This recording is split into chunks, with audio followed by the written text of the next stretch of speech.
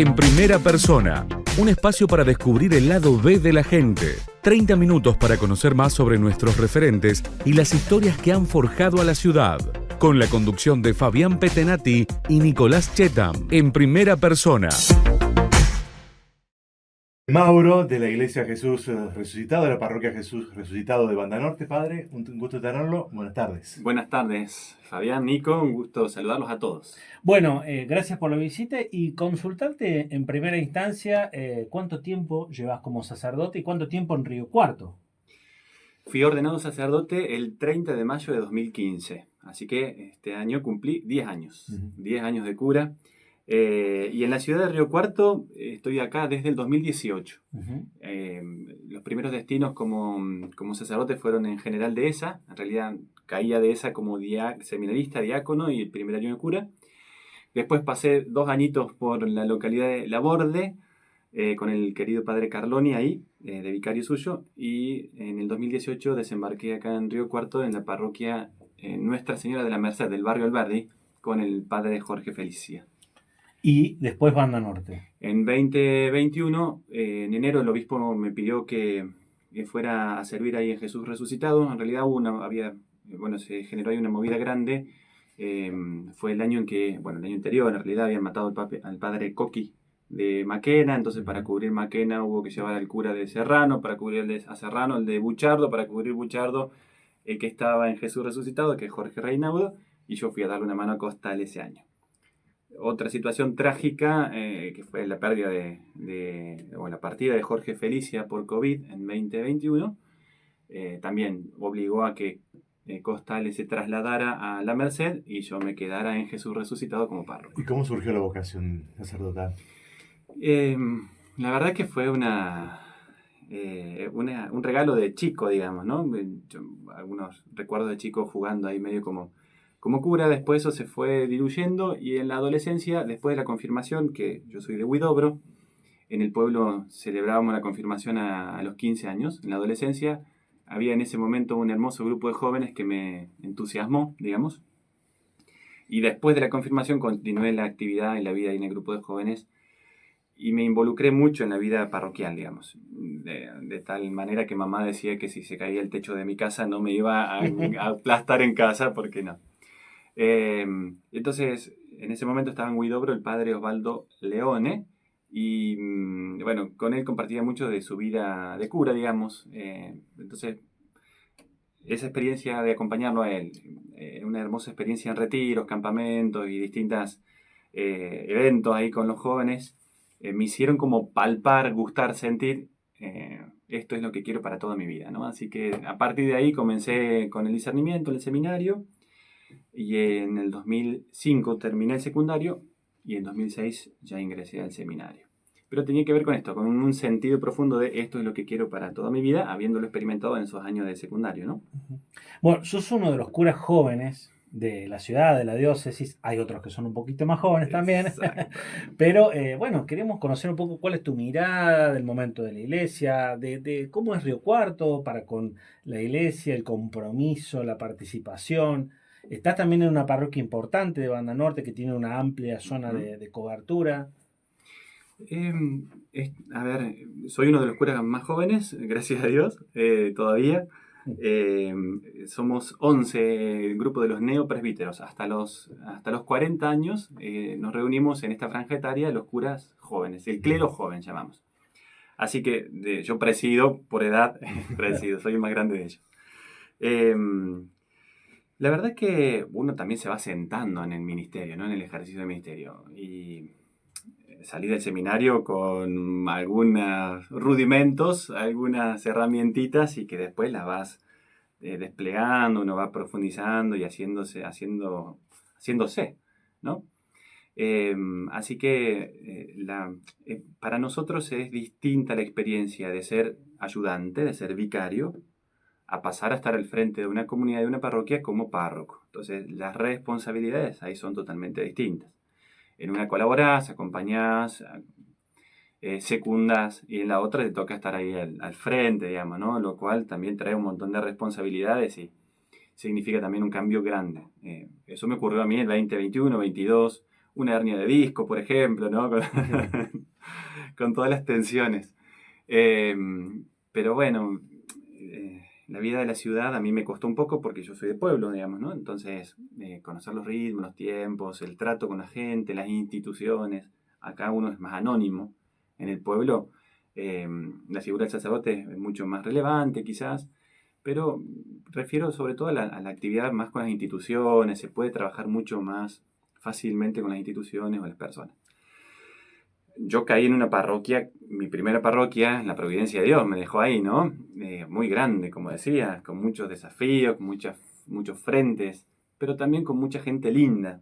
Entonces, un poco los desafíos es, bueno, animar, coordinar, acompañar ese equipazo de gente. Y también a nosotros nos toca el desafío de la costa norte del río, que tenemos una barriada humilde, Sí. bastante grande. Entonces, bueno, eso en el ministerio y en la vida de la parroquia significa mucho esfuerzo, mucha presencia, no solo mía, digamos, lo que uno puede hacer personalmente es un granito de arena. A mí me toca más acompañar, estar. Gracias a Dios hay equipos de trabajo de Cáritas, ¿no?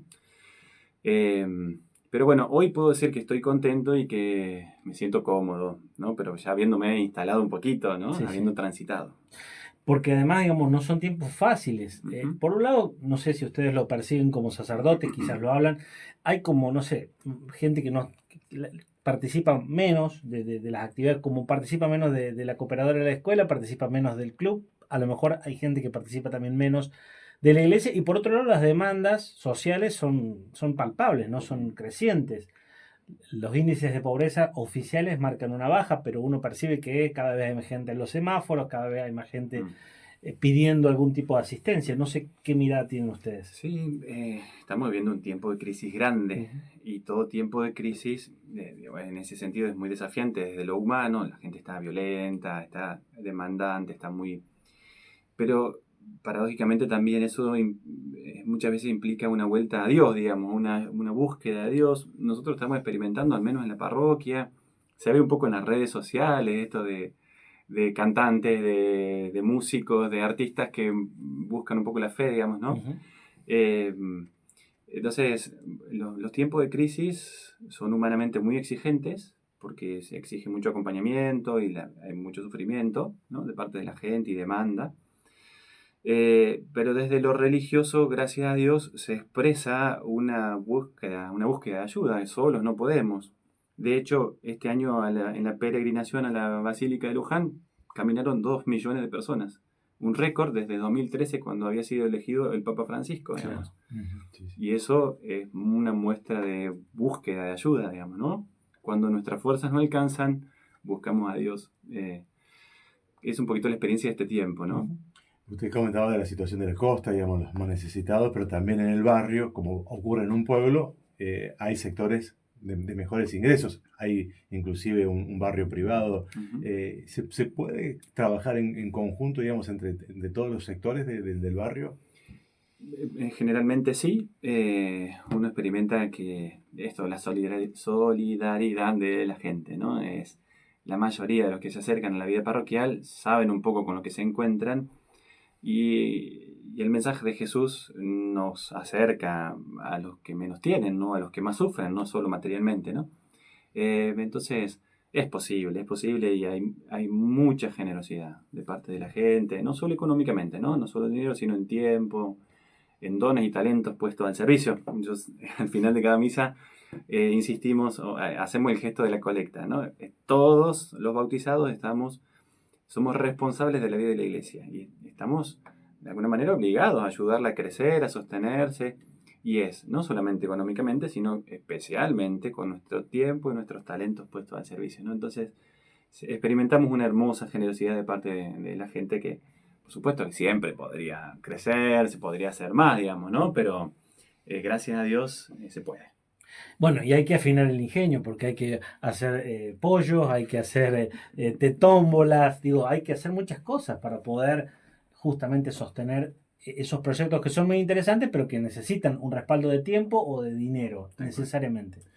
Sí, si husmean un poquito en nuestras redes, Parroquia Resucitado, por ejemplo, usamos un poco las redes y el ingenio para promocionar un poco estos eventos a los cuales hace referencia, porque la parroquia necesita para vivir todos los meses, para llegar a cubrir los gastos fijos, necesitamos realizar algún evento, ¿no?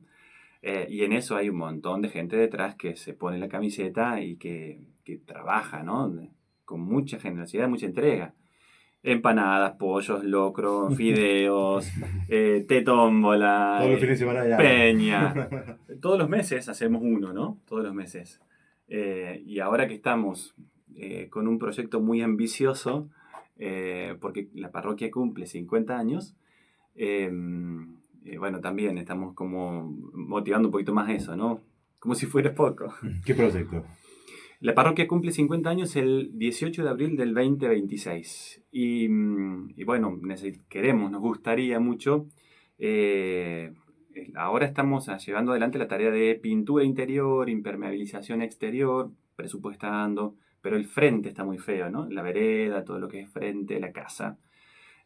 Cuando les cuento a las personas en la misa el fin de semana, digo que tenemos un proyecto muy ambicioso. Ustedes ven que está pintado el templo, está queriendo pintarse, pero queremos hacer el atrio, la veredita, la vereda perimetral, repavimentar la Quirico Porreca, la reforma universitaria doble mano.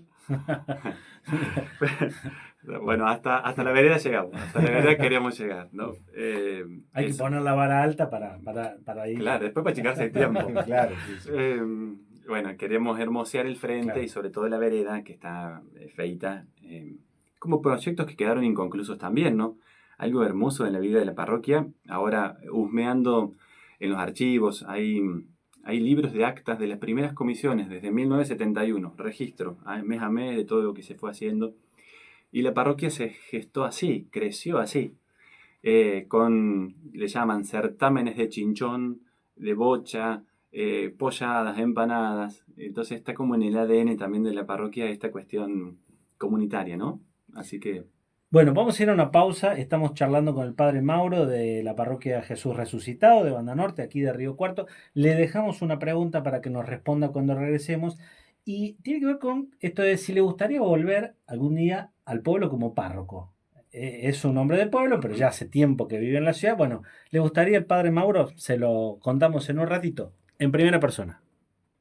Bueno, estamos después de la pausa con el padre Mauro y había quedado pendiente una consulta.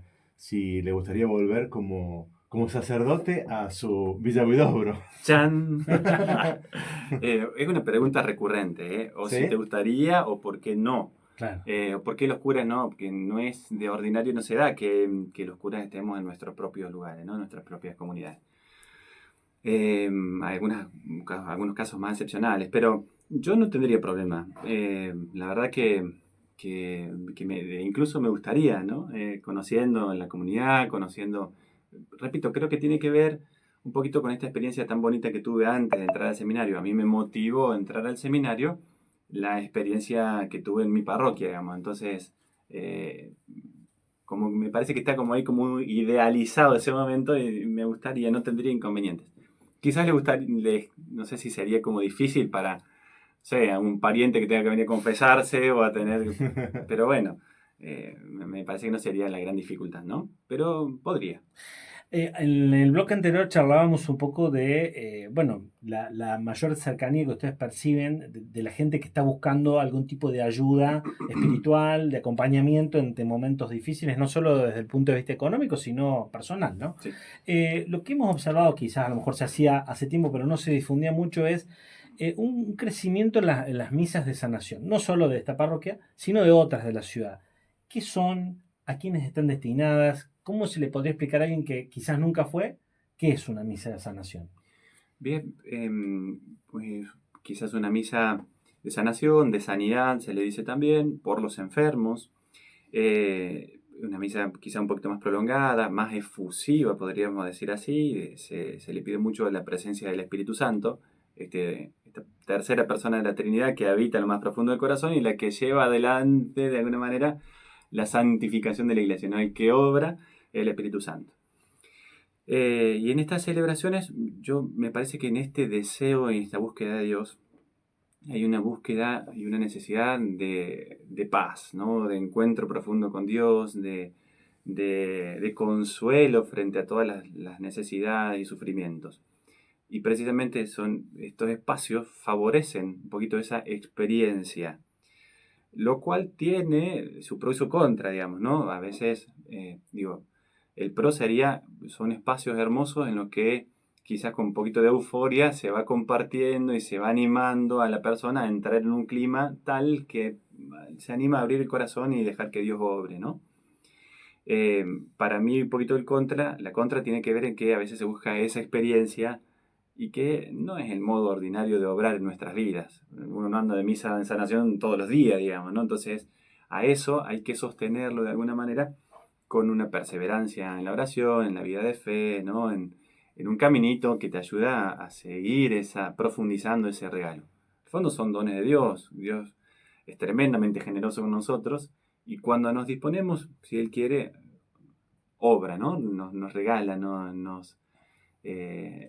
hay experiencias, no sé, de descanso en el espíritu, de oraciones en lengua, cuando Dios va manifestándose, ¿no? Sí, pero en algunas de esas misas hay experiencias muy importantes, Ujú. digamos, impactos muy, muy grandes, diríamos. Sí, las personas, hay personas en el descanso en el espíritu, como caen como desmayadas, digamos, ¿no? ¿Qué sería eso por ahí para el que no lo presenció? Mira, ¿qué sería para que no? Gráficamente eso. se hace por lo general tiene que ver con un momento de imposición de manos. El sacerdote o un ministro coloca las manos sobre la cabeza de la persona y reza, pide al Espíritu Santo que se derrame a Dios, que se haga presente. Y la persona entra como en un estado de relajación profunda, digamos, y muchas veces cae al piso. Eh, Cuando hacíamos hace unos años atrás los primeros campamentos de jóvenes, los jóvenes también van detrás de estas experiencias, por supuesto, ¿no? Y a veces asustados porque se desmayó. Bueno, explicábamos que no es un desmayo, que así como muchas veces el doctor, el médico, para sanarte necesita dormirte o anestesiarte, bueno, de la misma manera Dios, para sanar el corazón, para entrar a lo profundo del corazón, nos duerme un poco, ¿no? Pero no es que uno pierda conciencia de dónde está ni de lo que está pasando, sino como es que es un estado de calma muy profunda, de gozo, de consuelo. Bueno, ahí Dios se manifiesta de esa manera, ¿no? ¿Y en todas las personas se manifiesta de la misma manera? Por supuesto que no. No. Tiene que estar predispuesto, diríamos. No solo predispuesto, porque hay algunos que van detrás de eso, que ¿por Claro. qué a mí nunca no? Digamos, ¿no? ¿Por qué a mí no pasó nunca? Digo, tiene que ver con la libertad de Dios también, ¿no? Sí, por supuesto uno se predispone, pero así como Dios tiene una manera especial de relacionarse con cada uno de nosotros, también de esta manera, ¿no? Entonces, no a todos. Esto de la oración en lengua que yo decía, a veces se produce una oración, un canto que en lengua extraña, como con palabras medio sin sentido, pero uno experimenta que es Dios el que la va como suscitando, ¿no? Bueno, no todos pueden, ¿no? Este año, 2025, fue también un año bisagra para la Iglesia Universal porque murió el Papa Francisco, que está muy vinculado lógicamente a la Argentina, a nosotros, y hay un nuevo Papa, el Papa León. ¿Qué mirada tenés de Francisco primero? ¿Cómo lo podrías definir? ¿Y qué te genera el nuevo Papa? Esos días posteriores de la elección del Papa León, en la misa te trababas un poco porque como con piloto automático de por el Papa León. La ausencia del Papa Francisco, no sé, es movilizadora, digamos, ¿no? Se extraña un montón el viejo con su paternidad así tan sabia, ¿no? Y con su cercanía. Por supuesto que el que está no tiene por qué repetirlo, digamos, Claro. ¿no? Y entonces, en eso es, en máximas hay una gran continuidad con su pensamiento, con su doctrina, con el estilo también cercano, si bien viene de otro lugar, con otro bagaje, digamos, ¿no? Entonces, bueno, y en ese sentido es esperarlo también, ¿no? Imagino poniéndome un poquito en los zapatos del pobre León, después de una figura tan influyente e impactante como la de Francisco, también irá poco a poco soltándose. Y además, a mí me costó una hernia de disco ser párroco. Imagínense lo que es el Papa, digamos, ¿no? La autoridad suprema de toda la Iglesia, con una responsabilidad impresionante. Por supuesto que Dios sostiene, ¿no? Pero en esto, como dándole tiempo por este hombre que pueda desplegarse. ¿Y con Francisco pudiste estar con él, digamos? Él quiso estar conmigo, pero nada. No. No, porque muchos padres, muchos sacerdotes, muchos Sí, curas claro. tuvieron la posibilidad de No, viajar. yo no tuve esa gracia. Por eso esperábamos que viniera. ¿No? Claro. Pero no pude. No. De hecho, todavía no conozco el Vaticano ni nada. Si Dios quiere, algún día conoceré. Las redes, ¿qué significan para la iglesia? Vos que sos uno de los Mm. curas nuevos, diríamos, del nuevo tiempo, que para algunos casos son buenas, para otros malos, pero ¿cómo se toma, digamos, de una de las instituciones más antiguas del mundo como la iglesia? Ujú. Empezamos a conocer las redes pre-pandemia, ¿no? Como a involucrarnos, medio como temerosamente en ese mundo y conociendo y probando. La pandemia fue un boom y de hecho nos permitió, tengo testimonios muy bonitos de celebrar. Nosotros en la parroquia, yo estaba en la Merced en ese momento, todos encerrados, celebramos la misa, los 3 sacerdotes que vivíamos en ese momento en el lugar, Padre Felicia, Marcos Alonso y yo, y conectados todos los días con un montón de personas, ¿no? 50, 60, 70, 80, 100, compartiendo la misa todos los días, haciendo un poquito de consuelo, de compañía, ¿no? En ese momento fue maravilloso. Retiros, la novena, la Semana Santa. Fue una experiencia muy profunda de comunión, más allá de lo físico, digamos, ¿no? De la presencialidad. Y ahí nos abrió un montón de puertas.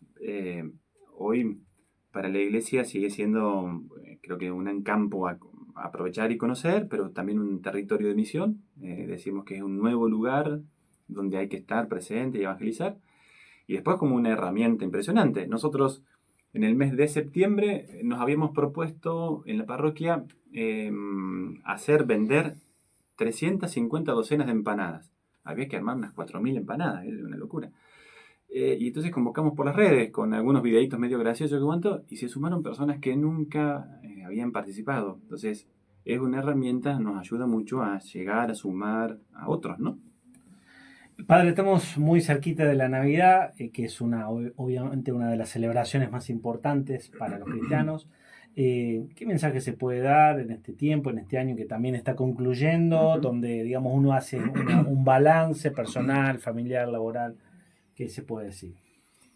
Siempre la invitación en estos tiempos que digo, la mayoría de las personas nos moviliza mucho, ¿no? El cierre del año, esto de evaluar, de cerrar, lo familiar.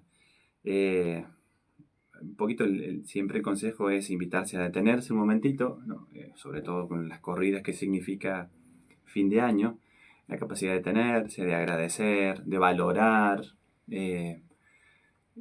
sobre todo el momento familiar, siempre es un momento importante, ¿no? Más allá de los rituales y de las cosas acostumbradas, che, ¿por qué no te detenés un momentito, te animás a agradecer, a valorar lo que tenés y a mirar para adelante?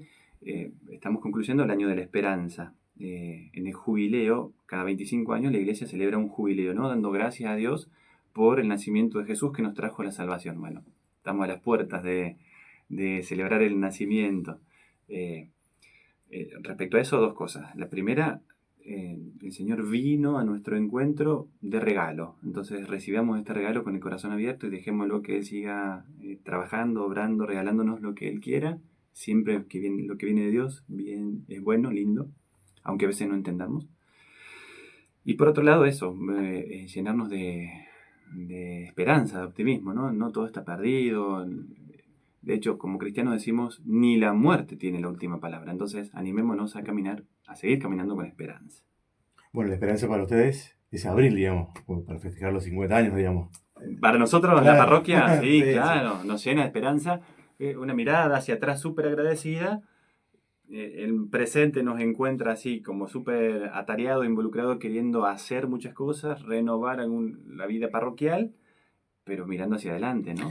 Y bueno, decíamos hace un ratito que tienen previsto poder culminar algunas obras, pero digamos, falta, ¿no? Pero ¿hay alguna actividad central que ya esté organizada o todavía está por definirse? Mira, nos reuniremos, estamos con reuniones ahí para poder concretar el calendario de actividades.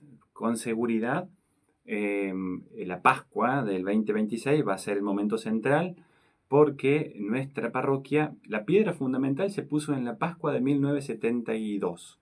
La creación de la parroquia fue la Pascua de 1976. Entonces, vamos a celebrar en la Pascua del 2026. De hecho, nuestro lema es 50 Pascuas en comunidad. Claro. Entonces, la Pascua va a ser un momento central, que es allá por el 5 de abril, si no me equivoco, y el 18 de abril vamos a tener que tirar la casa por la ventana. Nos gusta hacer fiesta. Bueno, Así que le hago Vamos a cerrar la clínica Borreca, seguramente. por supuesto. le vamos a encargar al padre Mauro que encuentre, a ver si encuentra el acta de casamiento acá del compañero ¿Cómo? Tenati, que fue por ahí, más o menos 72, 73. Epa. No, fue un poco más acá en el tiempo. Bueno, ha sido un gusto charlar con vos, padre, porque bueno, sos uno de los curas jóvenes y queremos también tener tu mirada, tu impresión de este momento que vivimos. Y la última pregunta es común a todos los entrevistados y también te la hacemos a vos y es, ¿a qué te hubieras dedicado si no te dedicaras a lo que te dedicas? Mira, la pregunta también es recurrente. Yo mido 1,98 m. Otra pregunta recurrente es si juego al básquet. No, nunca jugué. Sí jugaba al vóley y era central. En vóley, ¿no? Claro.